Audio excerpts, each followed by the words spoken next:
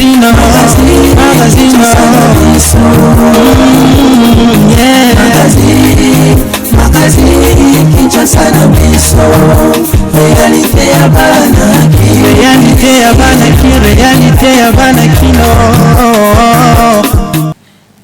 de la République Félix Antoine Tshisekedi Tshilombo a sali pause. Il y a premier Pierre Mokololelo na stade Tata Raphaël pour na travaux. Il y a infrastructure, il y a 9e jeu, il y a francophonie. Côté na président de l'Assemblée provinciale, il y a Kinshasa Godempo, il a dénoncé la corruption. Oyo ezali ko salema na Assemblée provinciale, c'est-à-dire yé moko azali victime pe ba proposition belé bazali ko sala ye a telemeli yango alingi yango te état de droit elingi makambo wana te ko sala musala ya politique et sengeli ko sala semba. Jean-Marc Kabunda oyo azali premier vice-président ya Assemblée nationale pe président UDPS ayebai bongo ko sangisa mokolo lobby plus de 300 députés ya union sacrée à la base de Masolo sorti à gouvernement selon indiscrétion nombre élongwe à 45 et commis 55 membres à gouvernement peut à signifier na ba député nyonso que Masolo et continuer c'est-à-dire juste après sortir à gouvernement ba kotala ba o etali ba entreprise publique pe diplomatie c'est-à-dire qu'on nomme ba ambassadeur côté à Grand Katanga balobi que ba chef coutumier ba fundi Zoe Kabila azali ko entretenir milice mokuna to yebite intention na bango basala guerre kuna to basala nini yango wana to sengi gère to benga de républicain ba fungola misu bazala misu ga population be bazala misu ga po monguna kotate na Grand Katanga toujours Augustin Kibasamali ba ministre peut-être pe président il y a eu des pes qui basa à kutana ki bongo na Moïse Katumbi Chapwe toujours na cadre ya ba tractation ya Masolo ya union sacrée. Vous allez bien kolanda biso à travers le monde. Merci pour la fidélité na bino na KNB News. Mokolo lelo ba biso 6 personnes ba kufi bongo na Beni na Kasindi ba bomi bango na ba ADF bolanda reportage oyo. Ba dégâts en vie humaine pe ba matériel ezalaki enregistré mokolo ya vendredi oyo 9 avril 2021 na axe routier Beni Kasindi. Ezali na secteur ya Rwenzori territoire ya Beni suite ya double embuscade ya ba combattant ya ADF. Ba force vive ya localité ya Kilia bazali ko annoncer que perte en vie humaine ya 6 personnes mokoka na kati na bango rebelle moko pe 2 véhicules ezalaki incendiés. Première attaque ya ba rebelle oyo esalamaki na Kilia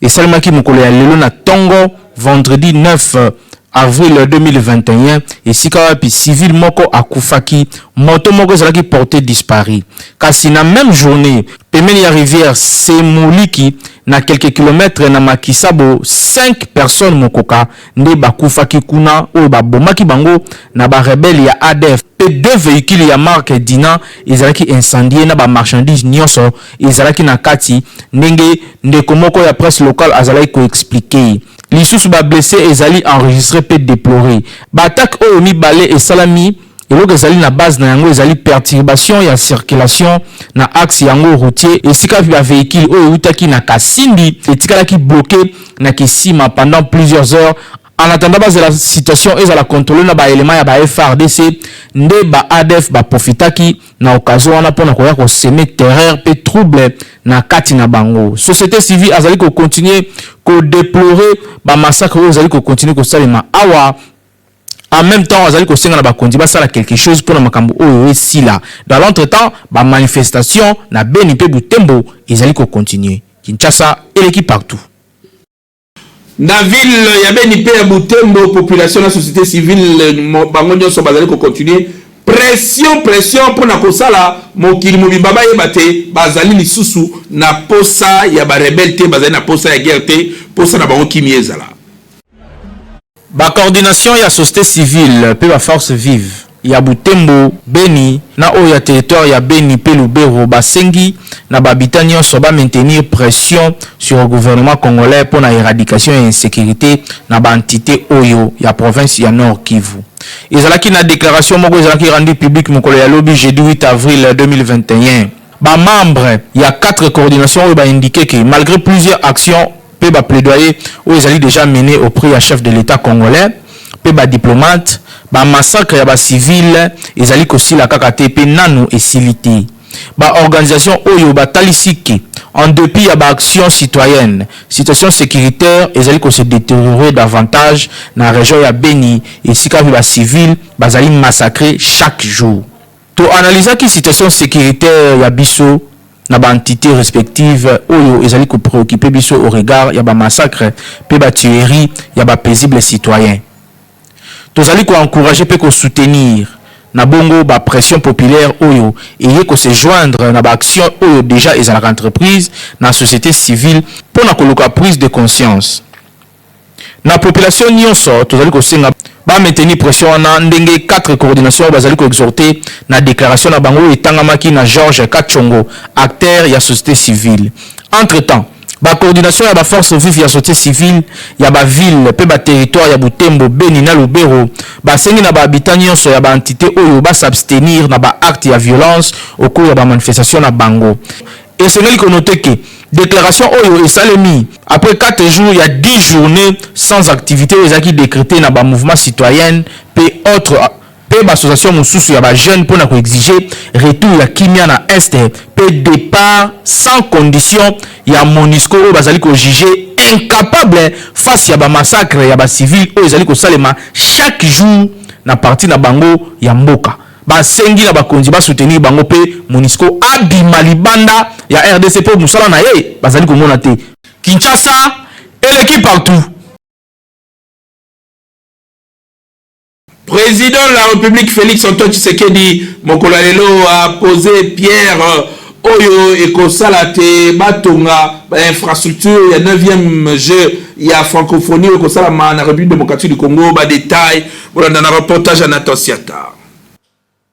Président de la République Félix Antoine Tshisekedi Tshilombo a lancé Mokolalelo vendredi 9 avril 2021 ba travaux ya réhabilitation pe aménagement ya ba site o esengeli et abrité 9e édition ya ba jeu ya francophonie au ezali prévu na Kinshasa ko banda le 19 ti le 28 août ya 2021 ezali koya. Ba travaux o ezali ko concerner ba site ebele ndeti emblématique stade ya Tata Raphaël et sika wapi pose ya première pierre yango symbolique et salemaki na présence ya ba officier congolais ba corps diplomatique pe bato ndenge na ndenge lisusu stade des martyrs topé échangeur ya limité biloko wana pe mibale misala ekosalema pona mythique ya stade Tata Raphaël ekozala question ya construction ya village moko pona ba jeu o ekoservir pe lisusu na lieu d'hébergement ya ba athlète ba artiste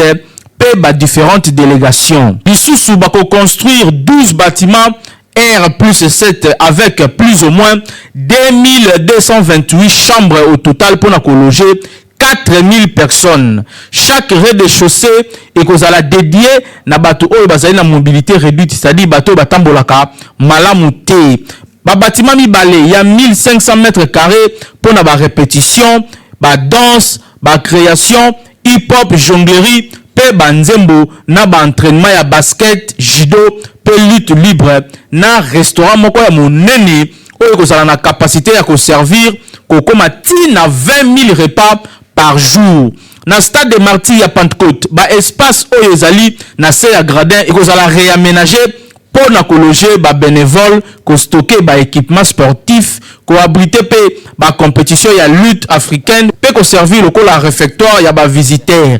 échangeur ya limité ye akoyamba concours hip hop danse jonglerie pe marionnette ya munene oyo nyonso ezali signal moko ya makasi oyo ko marquer une fois de plus ferme volonté ya ko engager mboka na biso na challenge ezali grand rendez-vous ya ba jeune athlète pe ba artiste ya bamboka ebele oyo bazali na eloko moko ezali ko sangisa bango langue française pe ko pesa lisusu na nation na biso ba lettre na ye ya noblesse pe ete République démocratique du Congo ezali plus grand pays francophone pe lisusu capitale nango Kinshasa ezali plus grande ville francophone ndenge au représentant ya chef de l'état na ba géo ya francophonie alobaki na événement oyo selon chronogramme livraison ya ba chantier oyo nyonso esengeli esalema na avril 2022 ezalaki retardé na mbula moko pona likambo ya pandémie ya COVID-19. Édition oyo ya Kinshasa eko rassembler plus ou moins 4000 jeunes talents sportifs et artistes ya jeunesse francophone autour ya ba art pe sport nyonso wana pona koluka ko renforcer ba valeur ya francophonie pe ya promotion ya langue française na mokili mobimba. Kinshasa eleki partout.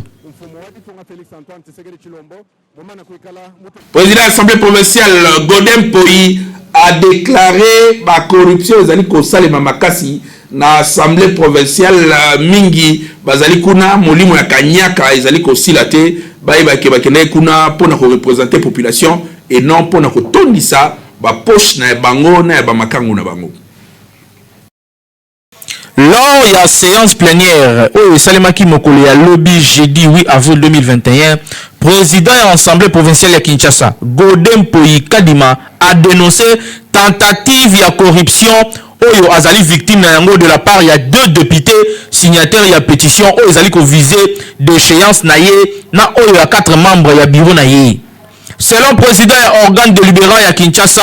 ba pétition oyo contre ye na bureau na ye ezali simplement alimenté, c'est-à-dire batonde bazali kotinda bango. Pona Godem Poyi, 2 pétitionnaires oyo, à savoir Magloire Kabemba na Rifin Bayambudila balukaki kosenga ye ba poste en échange ya retrait ya ba pétition na bango ezali initié contre ye na bureau na ye. Honorable Bayambudila na honorable Kabemba Magloire bayaki kosenga ngai ke nazala attentionné te na ba mouvement na bango ya protestation contre ba membre ya bureau. Honorable Kabemba Magloire asengaki na ngai na placer ye na DGRK en échange ya certains avantages. Honorable Bayambudila yende asengaki nga na placer ye na gouvernement chaque mois abanda kopesa ngai quelque chose. Kutu akendaki même Osikati a dévoilé plusieurs autres a promis qu'il a dénoncé progressivement certains députés oyo pe bazali ba véritable corrompu. Ndenge Godem Poyi a déclaré qui Nicolas a foi pe honneur na ye devant ba caméra. Et c'est qu'il ko rappeler que lors ya séance plénière oyo député Rifin Bayambudila moko ya ba signataire ya pétition lors ya motion moko incidentielle a soulevé qui irrégularité ya plénière il y a le 5 avril oyo et aboutisaki na rejet ya pétition contre Godem Poyi. Selon pétitionnaire oyo, cour administratif d'appel et qu'on a saisi incessamment pour na ko prononcer pour na irrégularité yango. Pour na selon ye Godem Poyi azali na qualité te ni ya ko engager assemblée provinciale ya Kinshasa ni ya ko convoquer plénière au nom ya institution parlementaire oyo. Et sengali ko noter également que lors de la séance plénière oyo esalemaka le 5 avril l'équipe Godem Poyi a indiqué que plusieurs députés parmi les pétitionnaires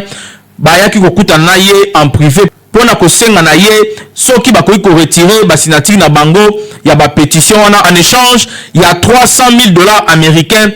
oyo likambo oyo Godem Poyi alobi aboyaki na ye yango. Ba mokolo ya jeudi yango 8 avril ba proposition ya résolution ya déchéance oyo ezaki initié contre 4 membres ya bureau ezalaki tout simplement rejeté na plénière. Yangwana esali suite ya absence ya ba initiateur na yango na plénière ya jeudi ya lobby. Kinshasa eleki partout.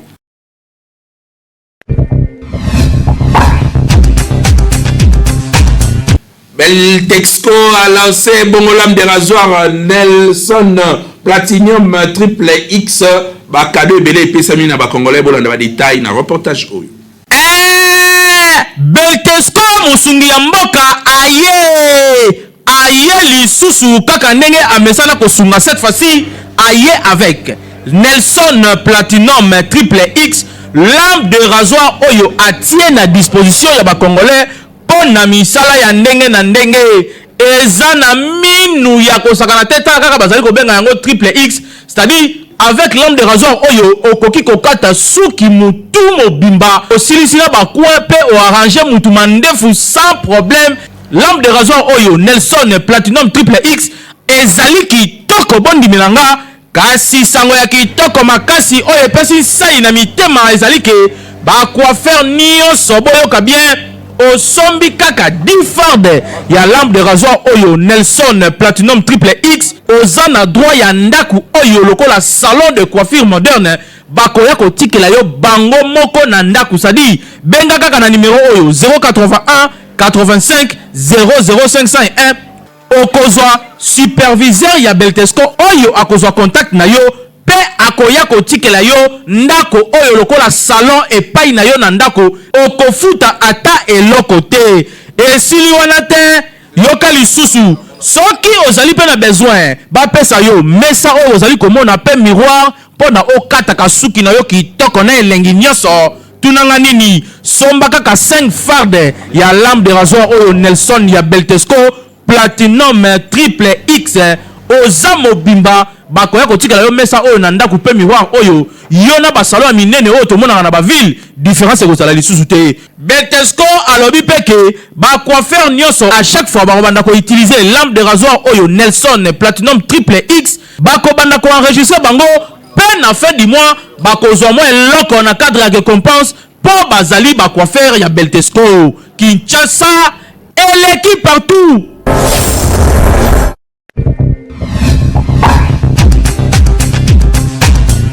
Inconvénient nini ezalaka na bana oyo babota makatata tata, c'est-à-dire maman aboti bana 5 mwana na tata na ye, est-ce que bako vivre malamu biso to bimaki li bana po na ko cha micro na bakinoa ba isa biso soki ezali na ba conséquences ou pas bolanda bango na micro ya Hervé Zaka na Nathan Siata. Makambo ebele eza lelo na ba famille mingi tope na ba couple ndeti ko inana ko swana ezali mingi lié na ba makambo oyo ezali lokola ba lien parental ndeti bana oyo babota makaba tata ebele ezali moko ya ba sujet oyo KNB e réfléchissaki nango lelo ba conséquences nini ekomaka na bana soki babotami na batata ebele alors que bazali kofanda esika moko mama nda azali kobokola bango. Moi si que soit zoboti bana papa donc na golo bandi tata c'est ça non. Faut y battre d'abord le pourquoi en bota bongo la déception ezali comprendre papa botena oyo wana sali mabebe obo alandi pe mususu wana bo moni pe na suka pe de tendeka zem parce que tant les autres linga na mwasi na mobali ino kwa nezanga rati zeme zanga rati yapi na mkuswa maintenant ka mais ils appellent un peu très énorme ça bon courage yapi moi mabe pour la conséquence sur la rapport nous comme bien mélanger donc voilà le si il va ça qui a mis sommet il va ba graine de l'eau na sac moi c'est pas bon non encourager tout dans des robacité tout y de la biso pe mibali oyo pe to ya na esprit et ça va vice versa ya pe le là mibali mama non tout y de la so mon singi que garder na couvent pe bakangata on va nous pe sobeta la mibali no va na yo donc conseil gratuit ça va que non te se contrôler pour conséquence tant ya là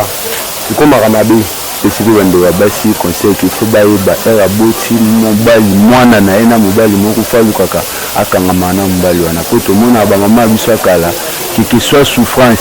avant ni toujours na mobali na e bazaka na mobali na e pe aboti ya misusu 20 bana 10 bana kana mobali moko to mona ngo pourquoi pas biso to sala faut to ba façon ni ya kovanda na basi pe ba façon ni na va na biso po babote belete ya ngolo na pesa ya mwana. Tant mususu moi sina ocha espoir que mobali ngana zui to vana na yeti ndenge samba okabola biso mela yo koma ndaka mobali ngo omulike makambo etosité ezo luka nini olongwa okende ozo koluka to ko luka mususu tant so moi ko koma ko mobali wana susu kaka ndanyi moko mingi ba conséquences ya babe mingi yaka so mobali wana lingi za na bana yo kaza na bana kama usabisa bana yabo koma ndaka moko e koma tangu mususu yo so pesa yo koma osali bana ngako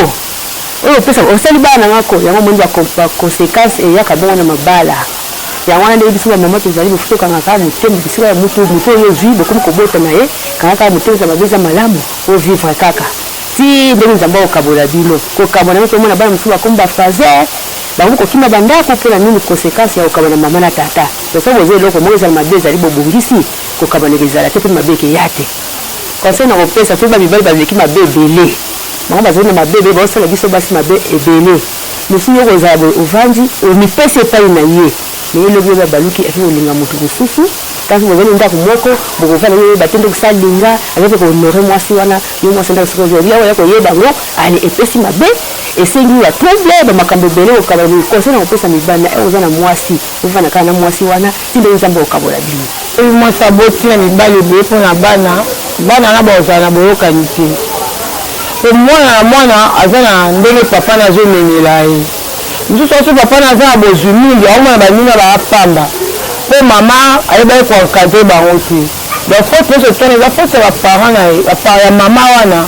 po mama atambola bien te ayebaki ndenge akotambolela te mpo bana na bazala bien siko azomona ndenge nini te apesa bango conseil mpo oyo aa na éducation papa na ye oyo kuna mpe aa na éducation papa na ye bafaute eza ya mama bon mpo na ngai mpo na basi oyo abotaka kantone ezalaka te bon il faut bayeba kotambusa vie na bango mpo vie ezaka moko basala yango mpe na brillant te soso obebisi yango esili po bana wana mpe bakolanda lokolo ya yo mama ndenge otambolaki yango bamama il faut tozala bien tofanda bien so ozoyeba mobali na yo oyo azalaki na yo wana ata bandaki kozwela mingi te yebaka kovanda na ye obokola bana na yo mpo avenir alobi toyeba yango te tokanisaka ezali mabe te mpo ezali makambo oyo ekomaka na vie ya bato kobotana mibali ebele to kobotana basi ebele kasi ya malamu to ya motuya ezali ke oyo azali kobokola bana wana aluka kopesa bango éducation moko mpe alinga bango ndenge moko mpo mabe ezala te to koyina na ezala te mpo na vie ya moto baproblème ekoki kokóma nango ya lolenge na lolenge kasi gestion ya makambo wana nde eleki motuya donc bamama oyo baboti bana na batata ebele ya malamu ezali kolinga bana nyonso ndenge moko kopesa bango éducation ndenge moko mpe affection ndenge moko mpo lobi mabe ezala te. Kinshasa eleki partout.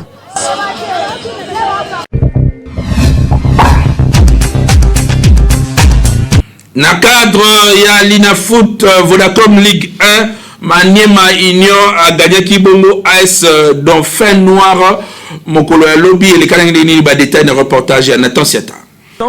Pour permettre AS Dauphin Noir ya Goma a s'inclinaki na pelouse devant formation ya AS Maniema Union ya Kindu mokolo ya lobby jeudi 8 avril 2021 na score ya 2-1.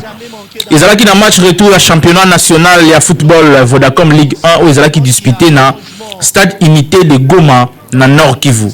Ba visiteur ba fongola ki score na 12e minute na entremise ya AG Basiala avant que Pinoki Pacheli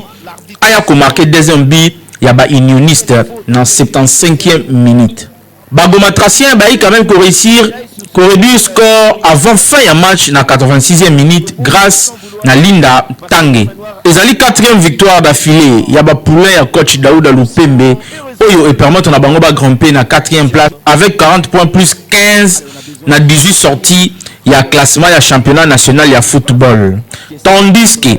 AS Dauphin Noir a tikali na zone rouge soit na 14e place avec 16 points na 20 matchs déjà joués. Na match aller Maniema Union a s'imposé qui na stade Joseph Kabila Kabange ya Kindu na Maniema na score ya 2-1. Côté ya tout puissant Mazembe ya Lubumbashi malgré que Bazala Bango déjà éliminé Bakoyamba lelo vendredi 9 avril 2021 formation soudanaise ya Al Hilal Omdurman na Kamalondo pour na compte ya 6e et dernière journée ya Ligue des Champions ya CAF na 15h R ya Lubumbashi na Okatanga avec comme mission ya ko gagner pour na kaka honneur ba Corbo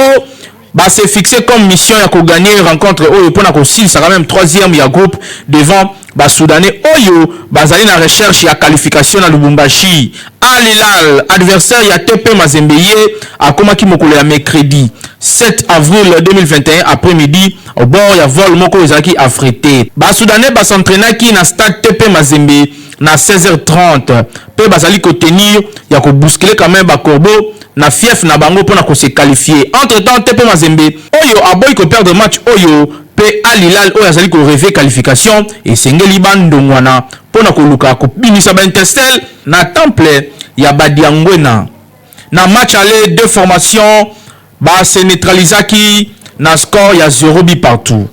Côté mosusu club congolais oyo bazali déjà éliminé AS Vita Club bango pe bako yamba pour na bango formation soudanaise ya Al Merrek na 20h heure de Kinshasa na stade de Martyr. Vainqueur ya match aller 4-1 déjà éliminé. Ba poulain Jean-Florent Ibenge bazali ko compter ko boucler compétition na bango avec succès pour la gagner match au peut kobima 3e position. Kinshasa et l'équipe partout. Na eliki que gouvernement et kobima tozalaki na sengo ya ko présenter une édition ya lelo botika la fidèle na KNB News ezali première chaîne o pesa kabino ba information en continu kasi na lingala weekend malamu bisika nyonso bozwami nde to monani mokolo ya lobi